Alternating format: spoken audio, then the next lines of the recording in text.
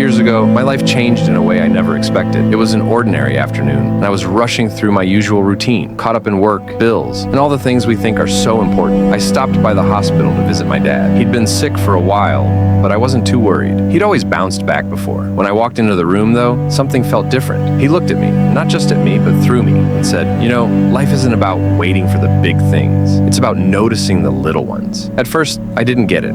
I nodded and said, "Yeah, sure, Dad," like I understood, but he shook his head and said, No, listen to me. I don't care about the big plans I never finished. What I'll miss are the mornings I spent with you as a kid, the smell of coffee in the kitchen, the sound of rain on the roof. He was so calm, so certain, and it hit me in a way I can't explain. I'd spent so much of my life chasing after something bigger, constantly thinking I'd be happy once I got there. But for him, in his final days, what mattered most were the little things he had already experienced, the things I was rushing right past. He passed away 2 weeks later, but his words stayed with me.